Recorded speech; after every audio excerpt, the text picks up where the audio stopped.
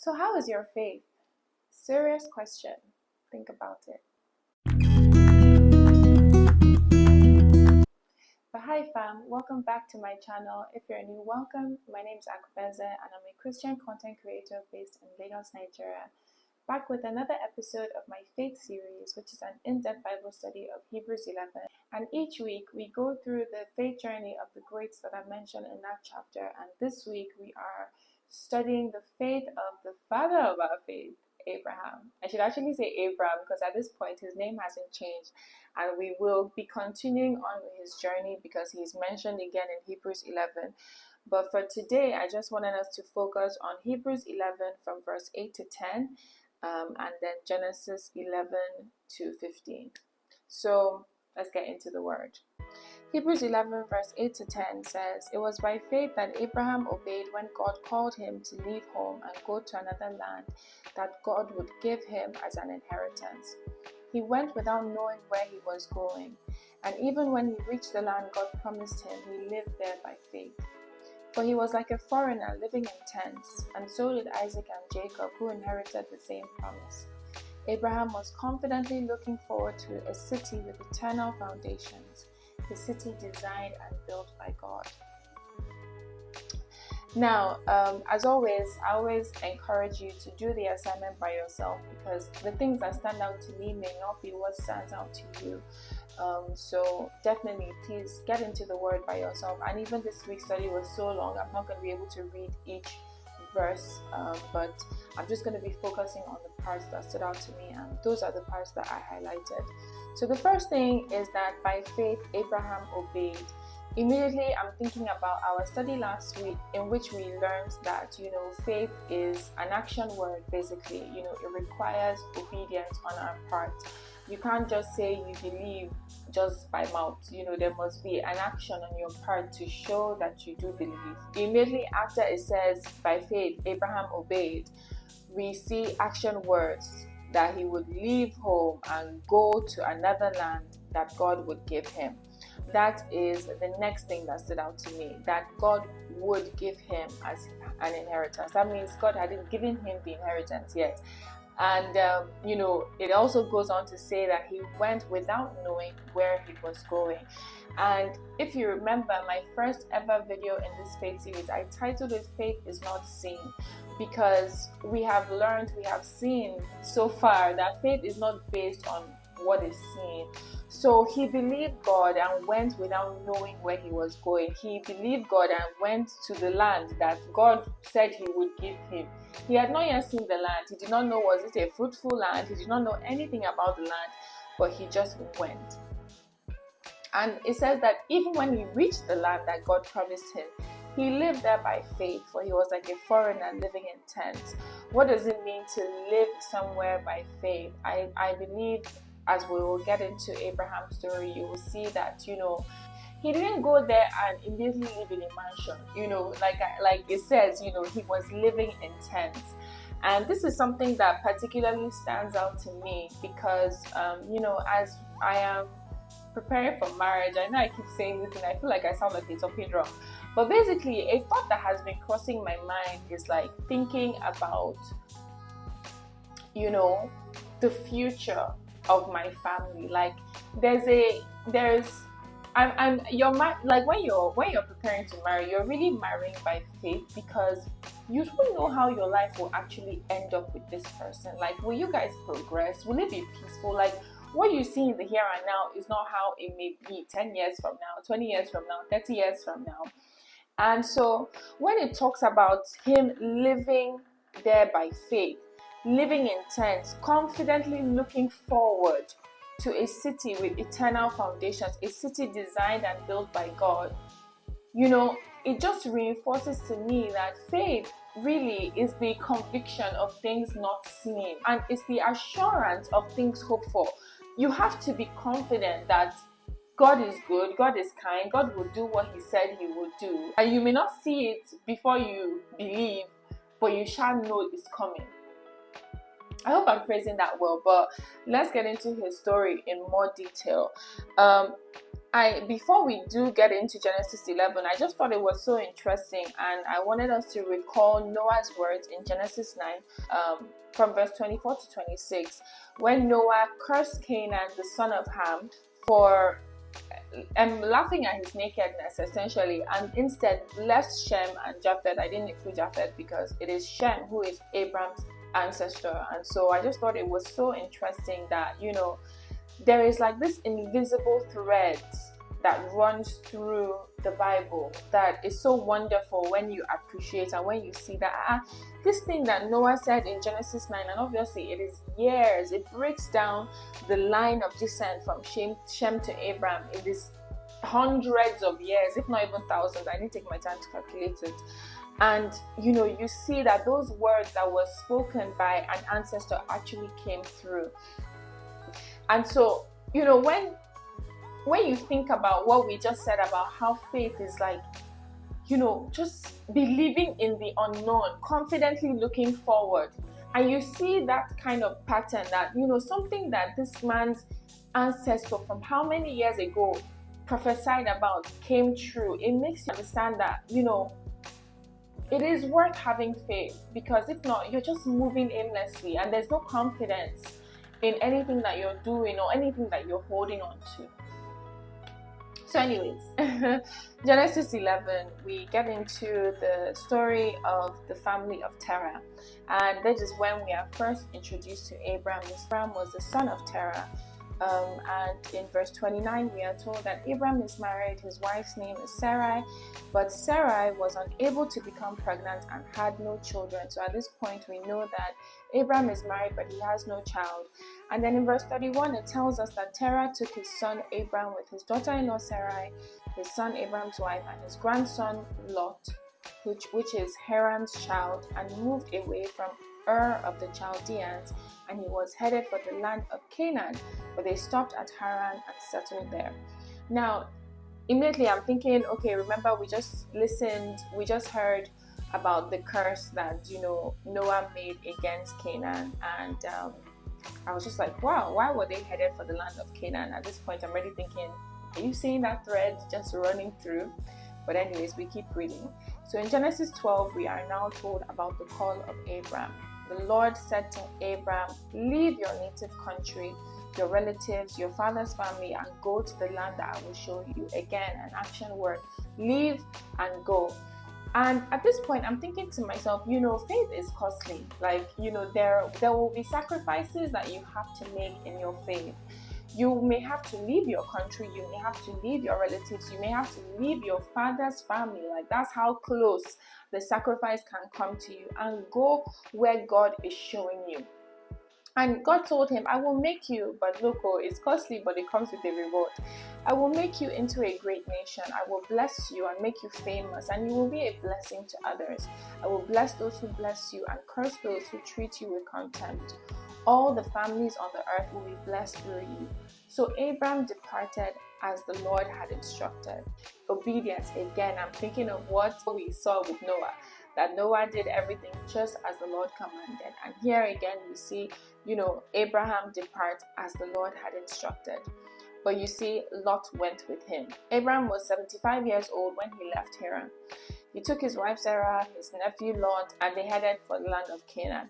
And it says that when they arrived in Canaan, he set up camp, built an altar to the Lord, and dedicated it to the Lord. After that, Abraham traveled south and set up camp. There he built another altar and dedicated it to the Lord, and he worshipped. Then Abraham continued traveling south by stages towards the Negev. I highlighted all the parts in which you see Abraham traveling, building an altar, dedicated it to the Lord. Then he continues on his journey, traveling, build an altar, dedicated to the Lord. And I thought it was so interesting. In fact, today is the first time I've ever noticed that I said that he continued traveling by stages, and it hit me, oh my God, so clearly. Faith is a journey. Faith is not a destination. And I believe this is something I seriously struggled with, especially in my youthful exuberance, when I first, rededicated my life to Christ and felt like I restarted a proper walk with Christ. I was heading towards a goal. Like I wanted to hit a star in my faith walk. And so, like I shared last year, when I noticed that my faith walk was changing because I was changing church, my routine was changing, I was prioritizing my relationship, things were changing. God now started instructing me to go back and study what it really means to be a person of faith. And it is with Abraham that it became so much clearer to me that faith is a journey. With Noah and with Enoch, we learned that they walked in fellowship with God. And we didn't get this much detail of their faith journey. In fact, their life was kind of short. Noah, we just hear about him by the time, the flood is happening and all of that. Enoch, we barely even hear so much about him. We just knew that he was someone that walked in close fellowship with God. And so I didn't appreciate that walk can be a long walk. That walk can be a journey. Like, when they say it's a marathon, not a sprint, with Abraham, I see very clearly that it is a marathon, not a sprint. It is stage by stage. The faith journey is stage by stage. But at each point, at each stage you are in life, you have to dedicate it to the Lord. He built an altar and dedicated it to the Lord, and he worshiped. Each stage, keep coming back to him, keep reconnecting with him, keep him involved, at the center of it. And that is really what makes up the essence of your faith journey. So we continue, and it tells us that at that time a severe famine struck the land of Canaan, which forced Abram to go down to Egypt. And when he was approaching Egypt, he told Sarai, "Look, say that you're my sister because you're beautiful. I don't want these people to, come at me because they want you," type of thing. And Sarah, being the quiet, gentle spirit that she is, we're coming to her soon, she complied. And it tells us that in verse 16, Pharaoh gave Abram many gifts because of her. But the Lord sent terrible plagues upon Pharaoh and his household because of Sarai, Abram's wife. Immediately, I'm remembering what God told Abram in verse 3, that I will bless those who bless you and curse those who treat you with contempt. God is already showing Abram that, look, I keep my word. Like, I will do what I said I'm going to do. And I just thought to myself, God really does meet us at our point of need. Like, the faith walk, like we've already seen, it will come with sacrifices. It may come at a cost, but God will reward you. He will reinforce you. He will encourage you. He'll be there guiding you, helping you, empowering you, doing everything that you need for your faith journey to progress, type of thing. And so I was just encouraged by that. But anyway, after the Lord sent the plagues on Pharaoh, he confronted Abram and ordered them to leave, which Abram did. In Genesis 13, it tells us that Abram left Egypt and traveled north into the Negev along with his wife and Lot and all that they owned. Abram was very rich. From the Negev, they continued traveling in stages, reinforcing to me again, this faith walk is a journey, stage by stage, step by step. Just keep continuing with God. And what happens when they get towards Bethel, they pitch their tents there, and that was where Abraham had built an altar before, so he worshipped the Lord again. Now it says that Lot, who was traveling with Abraham, had also become very wealthy. And, at this point, the land could not support both Abraham and Lot. So disputes broke out between their herdsmen. But Abraham said to Lot, "Let's not allow this conflict to come between us or our herdsmen. After all, we are close relatives. So the whole countryside is open to you. Take your choice of any section of the land you want, and we will separate." Now, look at the confidence. Look at this confidence that we are talking about. Like, he was confidently looking forward to what God told him he was going to do, which is why he could tell Lot, "Look, you have first choice. Anywhere you want, take what you want," because he knew that God's blessing was on him. God had given him the word when he called him in Genesis 12 and told him that I will make you great, I will bless you, and you will be a blessing to others. And so it says Lot took a long look at the fertile plains. Like, Lot was so critical in his assessment of which land he was going to choose. But we will see that even with his own human understanding and human wisdom and vision, he didn't make the right choice because it ended up causing trouble for him. But we'll get into that as we progress. And it just says that Lot chose for himself the whole Jordan Valley. He went there with his flocks and servants. So Abraham settled in the land of Canaan. And it says after Lot had gone, which is so interesting. It reminds me of this stage by stage journey that we see in Abraham, because remember the instruction that God gave Abraham: leave your country, leave your relatives, leave your father's family. But what did Abraham do? He continued on the journey with his nephew, which reminds me and encourages me to know that it is not perfection that is expected of us. It is, I think, commitment. God even prefers commitment to seeming perfection, because he didn't discount him. He didn't discount him for not obeying the instruction to a T. The way that we saw Noah followed each specific instruction of how to build the ark. It can almost trick you, or should I say deceive you, into thinking that the faith walk requires precise perfection. But with Abraham, I'm encouraged, and I see that this journey, there's room for our delay, or should I say there's room for our imperfection, even though God will work in us to perfect us. Because it says that after Lot had gone, then the Lord said to Abraham, look as far as you can see in every direction, north, south, east, west. I am giving all this land as far as you can see to you and your descendants as a permanent possession. Please notice that word, a permanent possession. I will give you so many descendants like the dust of the earth that they cannot be counted. So Abraham moved his camp to Hebron, settled there, built another altar to the Lord. The journey, stage by stage. Then we move into Genesis 14. This is why I was talking about a permanent possession and the futility of human wisdom or human perception, because it tells us that about this time, war broke out in the region. And who was it that was captured? Who was it that ended up having a temporary possession? It was Lot. In verse 12, it tells us that they captured Lot, Abraham's nephew, who lived in Sodom, and carried off everything he owned.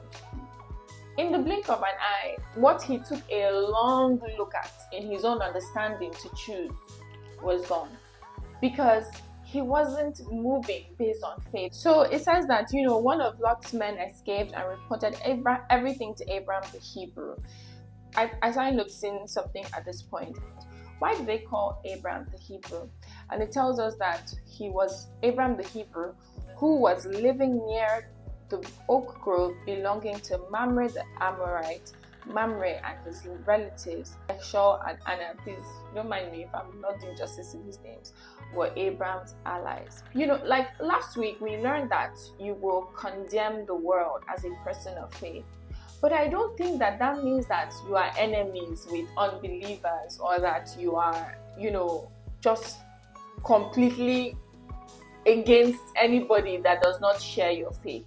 Because why is it that it made a point to tell us that Abraham the Hebrew was allies with Mamre, Eshol, and Anna, who were Amorites? Obviously, people of a different tribe, people of a different faith. I just thought that was interesting. But anyways, when Abraham, it tells us in verse 14 that when Abraham heard that his nephew Lot had been captured, he mobilized the 318 trained men who had been born into his household. And then, he chased the army and recovered all the goods that had been taken, brought back his nephew, all his possessions, all the women and captives. And then at that point, Melchizedek, the king of Salem and a priest of God Most High, brought some bread and wine, and he blessed Abraham with this blessing. Blessed be Abraham by God Most High, creator of heaven and earth. And blessed be God Most High, who has defeated your enemies for you. Then Abraham gave Melchizedek a tenth of the goods he had recovered. Now, at this point, when you see, blessed be God Most High, who has defeated your enemies for you, I'm thinking of the words that Noah said in Genesis 9, where he said, may the Lord, the God of Shem, be blessed. We see it happening. We see it actually happening. Like, you have to believe. You really do just have to believe. And another thing that stands out is the fact that, Abraham gave a tenth of all the goods he had recovered to the priests.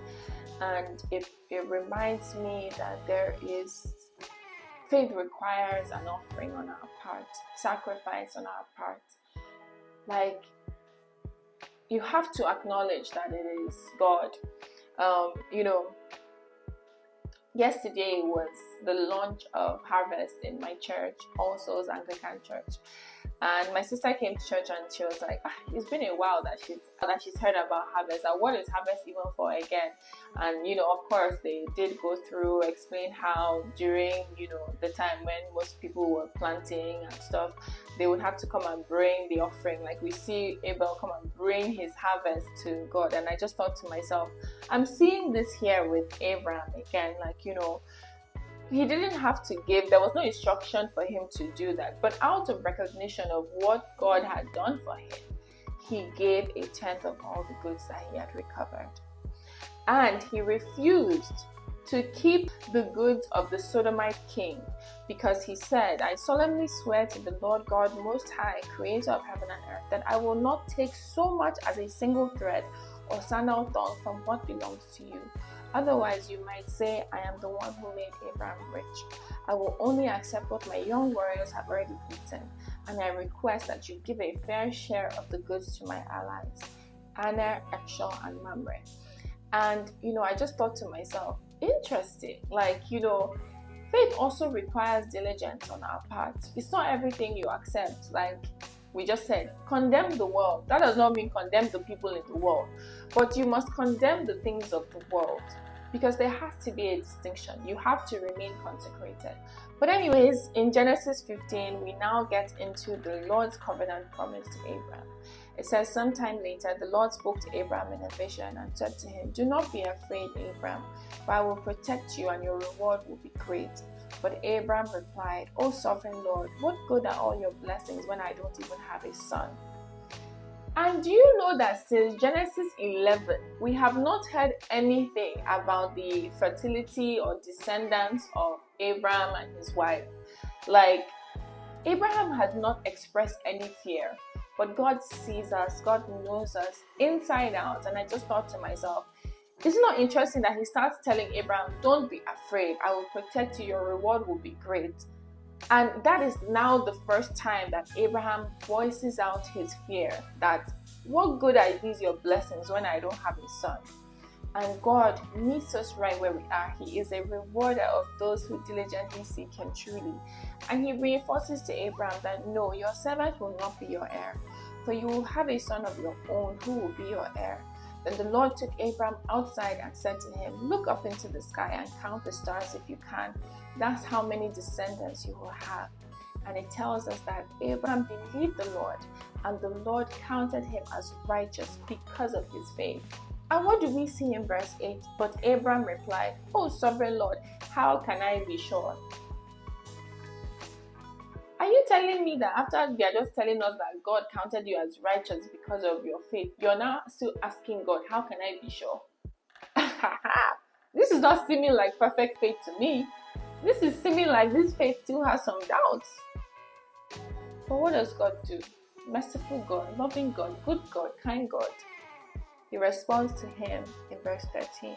You can be sure that your descendants will be strangers in a foreign land where they will be oppressed as slaves for 400 years. But I will punish the nation that enslaves them, and in the end they will come away with great wealth. As for you, you will die in peace and be buried at a ripe old age. After 4 generations, your descendants will return here to this land. At this point, I'm thinking to myself, that's not really what you want to hear. That your descendants will be slaves, that your descendants will be oppressed for 400 years. But that's faith. Faith knows that not everything will be rosy. Faith considers that and still believes and still decides to trust that God's plan is best. God knows best.